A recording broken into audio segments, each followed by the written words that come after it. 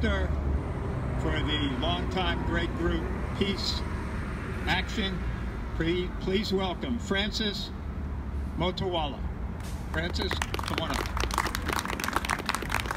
Thank you for all your outreach.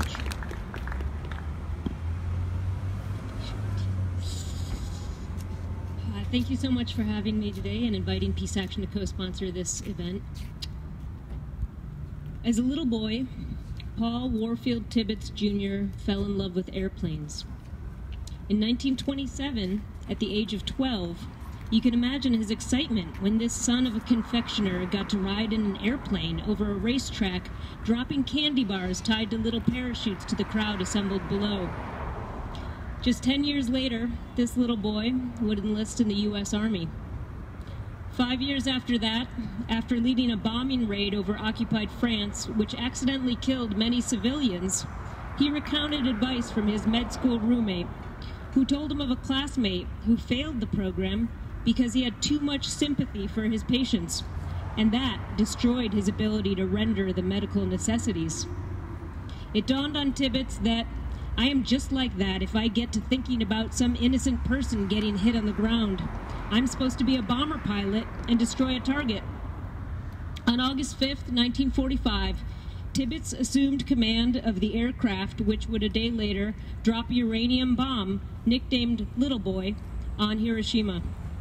He named his airplane after his mother, Enola Gay Tibbets. I knew when I got the assignment, he said, it was going to be an emotional thing. We had feelings, but we had to put them in the background.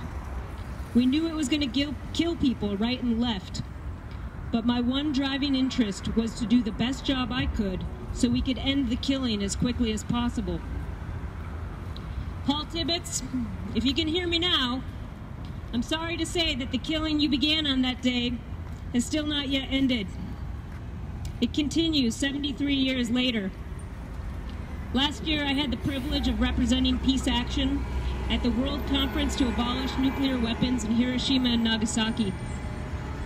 Not only did I hear firsthand accounts from survivors of the blast about the utter horror that they experienced that day, I heard from their children and their children's children who are still suffering from the effects of that radiation poisoning.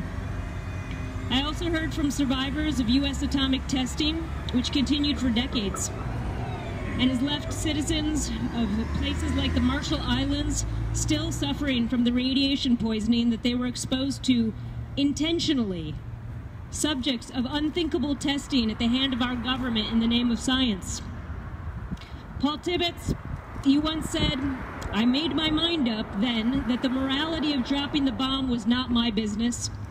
I was instructed to perform a military mission to drop the bomb. That was the thing I was going to do to the best of my ability. Morality, there is no such thing in warfare. Well, Paul, for those of us who have gathered here today, morality is our business. And in morality, there is no warfare. As we continue to organize, we will continue to experience feelings. And we're going to have to put those into the background. People are getting killed right and left. And our one driving interest is to do the best job we can so we can end that killing as quickly as possible.